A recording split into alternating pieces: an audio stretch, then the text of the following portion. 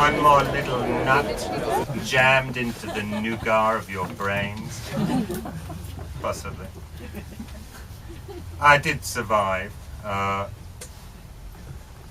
mean, you could find that out for yourself by standing in this very lovely bookshop and just flicking forward from page 71 if you doubt the evidence of your own senses. The following year I went on another trip to the west coast of America. I decided to walk from my house in central London via Pinewood Studios, where they were shooting the new James Bond movie, to Heathrow Airport, in plane for Los Angeles, for LAX, and then walk from LAX for 8 days around the Los Angeles basin on a 120-mile circumambulation of LA. For obvious reasons. I think there's no need really to go into that. It's the sort of thing most people feel an urge to do at one time rather in their lives. I was kind of preoccupied, and still am, by what I think of as the death of the movies, or at any rate the death of Hollywood. And you know, for people of my age, a little bit younger and certainly older, the movies were so much the dominant narrative medium of our lives. There was so much how we thought about things, the motifs we drew on, the actors we fondly imagined we might resemble, or other people we knew might resemble, the scenes we went through. And that all seems to have gone for people much younger. You know, there's been this incredible balkanization, really, of film. You know, my kind of now adult children seem to carry more screens on them than I'd kind of seen, frankly, by the time I was 20. And there just isn't that sense of a kind of collective audience for the movies that there used to be, or I don't think there is. And I was interested in why Hollywood was quite as bad as it was now. You know, when you think, certainly in the 70s, up until the 70s, there was still kind of quality movies coming out of Hollywood. So I decided to walk to Hollywood. Unfortunately, I kept having quite bad psychotic interludes on the way. Here's one of them, which happened shortly after I arrived. Among the crocodiles. Next victim! Can he seriously mean me? This fat and fertiloquent young man, his cheeks dimpled by silver studs, his black dungarees wide as an army tent, his moobs silicon stiff beneath the gothic fluting of his tarp shirt. I said next goddamn victim! I'm among the crocodiles and the donettes, athwart the snowballs and the cherry slices, all tangled up in the gummy worms and the sour neon worms. I'm a pedo, cruising the Sour Patch Kids with a gummy bear on my arm. I can't make change for this! He snaps my $20 bill in front of his miserable face like a small green clapperboard. Yet here, at the counter, in the gas station a couple of miles along Century Boulevard from the airport, it isn't the beginning of this scene at all. Oh boy, you're going to regret that. I deliver my line with edible insouciance, the calm before Carly comes, forearms whirling, double jaws snapping, skull necklace clacking. Excuse me? I now have both Rivet Cheek's attention and that of his colleague, a blameless Hispanic kid whose slick hair is teased and trimmed into all manner of points. Before answering, I take a bottle of Powerade from a cooler, crack the screw cap, ostentatiously down the entire 20 fluid ounces, then burp. I say, you're going to regret being impolite to me, because now I will be compelled to shove all those Starlight Mints, candy corns, baseballs, Twinkies, peach slices, ding-dongs, and especially, I turned to point to the bottom of the display rack, Dunkin' sticks, right up your fucking arsehole before employing your friend's greasy head as a plunger with which to pump up the resulting sugary muck into an artery-busting froth. Reflecting on the incident later, as I lay across my bed in the Ukbar Inn, I realised it was the greasy that had cost me the sympathy of the other customers in the gas station, who, hitherto merely restless nobodies, now asserted themselves as dangerously individualist frontiersmen and women.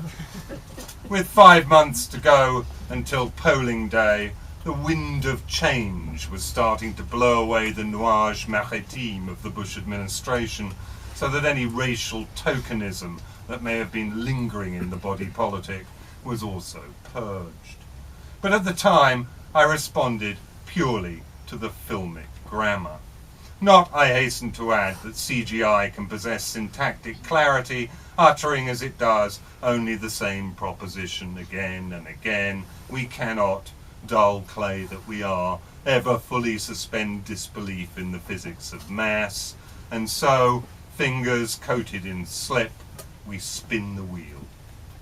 But first, in advance of the ass stuffing, I run out onto Century Boulevard, straight into the traffic stream, and stand there, arm outstretched, palm raised, daring the next vehicle, which happens to be a passenger bus fully laden with newly landed Japanese tourists, to run me over. It does. Or rather, since I do not move, impales itself on my arm, with the crunch of punched steel and a hiss of escaping radiator steam. There I am, only slightly rocked on my rubber soles. The rosette of peeled metal bunched at my shoulder, making of me what? A blushing debutante at the Crillon Ball? With a tortured groan from the ruptured chassis and the shrill cries of the Japanese, who, having fallen forward on impact, now roll down the aisle to pile a jerking mass of flesh, leisure wear, and baseball caps in the unbroken dish of the windshield, I raise my arm to the vertical, then flip the bus backwards over my head, so that it revolves end over end along the roadway, flailing into the oncoming traffic, knocking cars and trucks into the air, so that they too resemble ninepins. The metaphor, although obvious, is not strained, because there's no experience of phenomena on such a scale being cogently witnessed in the realm of the real. So, a petrol tanker starbursts in the Southern Californian night, while a squad car, siren whooping, crashes down on the crown of a palm, and as a milk truck cannonades through the wide revolving door of the airport Crown Plaza, its whacked crates shed cartons that also flip end over end, a teasing visual synecdoche that serves, in the scant seconds the entire sequence lasts, to reintegrate the fantastical disaster with the homely anxiety of spilt milk. Not that anyone has time to dwell on this, or the fate of the scores of maimed and presumably outright dead, because I'm returning to the gas station. I still look exactly the same, gawky in my kidult gear, my long face gaunt and ineffectual, but of course now we know I possess superhuman powers, so my appearance underscores the pathos of every man or woman compelled to withstand without a murmur the humiliations imposed by boorish sales assistants. It is as a demigod that I loose still more the drawstrings of my bag of winds. Naturally, the very visceral mechanics of punishment must be decently veiled. So, there's a pro-action shot of the assistant's petrified sneer, another of his colleague whimpering exculpatory, "Please, not me." Then all is submerged in swirls of multicoloured motion blur that the eye rightly reads as the grappling of many. It's pulsing cherry bomb red as systole sucks up all that sugar that also, in variegated droplets and powdery smudges, is to be seen spattered on the disgusted faces of the customers I shoulder my way through, while dusting my hands off with that rapid, semi-automatic motion that suggests as much to myself as the restive bystanders. Jobs are good 'un.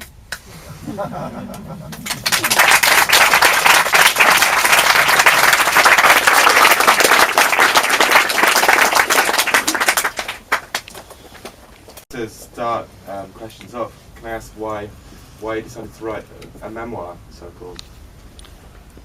Well, it didn't come there. It's Walking to Hollywood's divided up into 3 sections. The title section, Walking to Hollywood, is the longest by some measure, and that forms the core of the book. The first section, which the San Francisco episode occurs in, is called Very Little, and there's a final section called Spurn Head, which is a rather strange place on the east coast of Yorkshire in England. And actually the 3 pieces occurred to me separately and just seemed to swim together, and they're all pretty much picaresques in a way, I suppose, and they all were journeys I actually took. So it wasn't so much that I decided. It's the same with any of the books I've written. I don't really decide to write them. They decide to be written by me. That's not a cop-out, but that's the way it seems. You've said it fits into that, and how you felt about pitching it as a memoir as well. Well, I was very gratified when I submitted. I don't get on with my editor at my English publisher. When you deal with Virginie Petraccio from Edition de la Lumière is here this evening, and when you're dealing with a foreign language publisher, they do a lot, because they get the book translated, they find a market for it, they introduce it to English language publishers. Sometimes strike me as being like printers, except they don't really give you a calendar at Christmas. Anyway, I was very pleased when my English editor called me up and said, there's 2 suicide attempts in this book. There's a lot of. Are you happy about this going out into about this degree of self-exposure? So I was pleased about that, and pleased to be confirmed in my opinion of his credulousness. I don't know where it fits in. Actually, I see it as the kind of the end of my psychogeography phase, I suppose. I started about 10 or 12 years ago. I started doing a lot of urban walking, and I'd always been interested in the relationship in cities, and in their cities' relationships, particularly with their hinterland. I'd been interested in what I think of as interzonal spaces, the edges of cities, really for a long time, and probably all my life. And then about 10 or 12 years ago, I was obviously aware of Debord and the Situationists, and I started my own kind of psychogeographic project, if you like, which for a long time took the form of a column in the Independent newspaper in London. And I wrote a couple of long essays, 3 or 4 long essays off the back of that. And I did these airport walks where I would walk to Heathrow or another London airport, fly overseas, and then walk at the other end, which I found a very, very strange thing to do, because your body says, we've been walking, it must be a continuous landmass, and your head says, no, we were sitting in a chair watching somebody read John Grisham for 5 or 6 hours there. And your body says, I don't believe that. But I felt I'd reached I did a particularly savage airport walk where I walked from the late J.G. Ballard's house in Shepperton to Heathrow, Jim Ballard was dying at the time, and then flew to Dubai, intending to walk to this thing they've got in Dubai called the World, which is a collection of artificial islands shaped right like the world. I thought I'd go to the British island in the world, and I'd walk to the approximate place where Jim Ballard's house in Shepperton was, but in the world, and that would be a kind of very good, I felt, valediction to the man who I regard as probably the most important post-war English writer. So, but it really depressed me, the whole thing. I mean, I just thought, you know, in as much as Debord and the Situationists thought that they would destroy the society of the spectacle by, you know, walking from the Parc de Bout-de-Chaumont down to the Ile de la Cité and buying a few bottles of red wine on the way and getting pissed and falling over. I guess part of me thought that the whole edifice of late capitalism would also crumble under the onslaught of my feet. And when it failed to happen, I thought, well, I'm going to start. So with walking to Hollywood, I kind of rang the changes on that idea and kind of moved it in, shifted it into a different zone, but it was very much the end of the walking. I think I've stopped walking. I mean, obviously I don't jog to the ashtray. Did you walk from the Gare du Nord this evening? No, I often do walk from the Gare du Nord across Paris, and I often walk back from here to the Gare du Nord, but I did take a long ex-urban walk actually this summer because my youngest son, who's 10, said he wanted to do one of these, what I call radial walks, walking from the centre of London for maybe 80 or 100 miles into the hinterland. And for a couple of years now, he's been saying, I really want to do it, and he knew where he wanted to go. These friends of ours have a house in Wiltshire. And I was really perplexed by this. I thought it's a very strange thing for a 10-year-old to want to do. And then it wasn't actually till we did it that it occurred to me that, of course, I mean, rather stupidly, that you know, you often wonder with children, you know, who have odd life circumstances, how they cope with them, but of course they've never known anything else. So as far as he was concerned, this was actually what people did. They actually did it because he'd seen me doing it more or less every year, all his life. So he just assumed that that's what people did. And indeed we did do it. We did it immediately after the riots in London, and it was a very interesting biopsy, really, of contemporary England. It never fails. You know, Rousseau said we think at walking pace, and you know, if you want to know where you are, take a long walk. Well, you seem to have succeeded in bringing down late capitalism, so congratulations on that. Maybe I did. You talked about Ballard, and you've described yourself as well as a novelist of ideas. So perhaps you could tell us a little bit more about how you perceive the novelist's role, and particularly what it means to be a novelist of ideas. How does it differ from being a philosopher? That's a good question. I think philosophy's up against a problem. I mean, without talking about philosophy too much, but I mean, of course, arguably the continental philosophic tradition does push philosophy in the direction of being a novel. You know, that's kind of what Nietzsche was on about, really. And the kind of analytic school is really preoccupied with the logical structure of statements, and that's quite a technical subject. And metaphysics has been ceded to, you know, cognitive science and to anthropology and even to psychotherapy to some extent. So, you know, there's not much left of the prince of subjects anyway, it seems to me, that isn't either covered by belles lettres or these other scientific or quasi-scientific disciplines. I don't know what it means to be a novelist of ideas. All I know is that I'm not as preoccupied by character, I think, as a lot of novelists are. You know, I think a lot of novelists, they start with character, they start with a person, they start with a sense of wanting to enlarge upon or involve themselves in how a particular series of events has affected an individual or a group of individuals, or how a relationship between individuals affects those people. You know, what my father always used to say, you know, the great 19th century novels describe, you know, the individual in relation to social change. I'm not really interested in any of that. And indeed, I find it somewhat suspicious. It seems to me an ideological construct, actually. That I've never ever felt that a character in a book was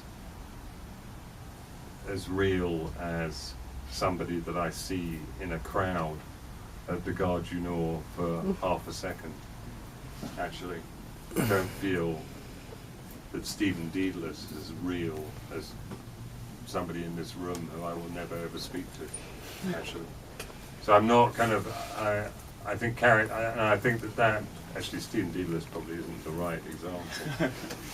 Whoever, whatever.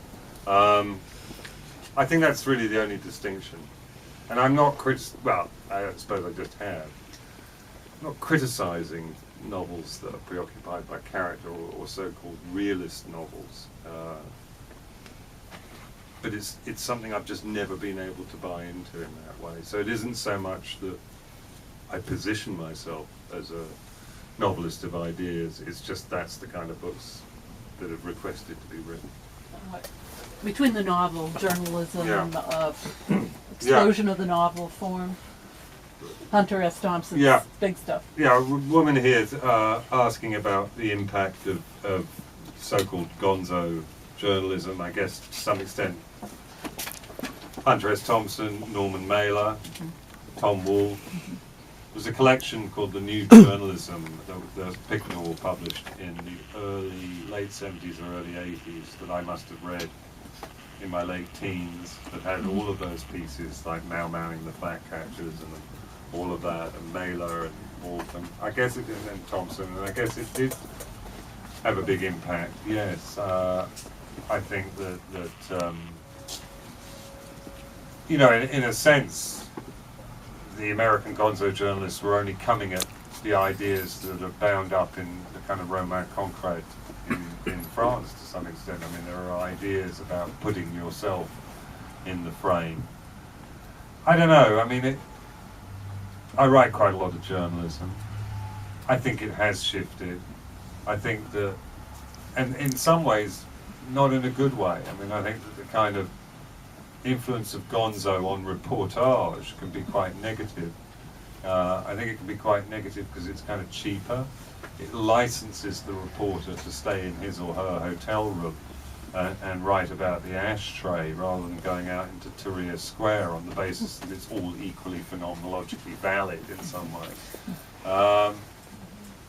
And I think that Thompson himself, of course, was a very salutary example of what happens to particularly American writers. You know, there are no second acts in American lives, and the spectacle of Thompson being compelled, like some sort of puppet, to dance on the strings of his own narcotic addiction decade after decade, when really he'd stopped writing anything of any significance after about 1973, was a rather chilling thing to witness. So mixed, I'd say, gonzo. Mixed feeling about it. I think that's all we have time for tonight, but I just want to say an enormous thank you to Jacques and Ben from the White Review and to Will Self. Thank you so much.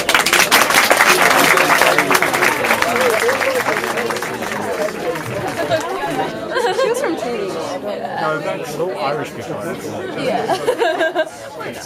Yeah, no, people are like, you English. Very embarrassing.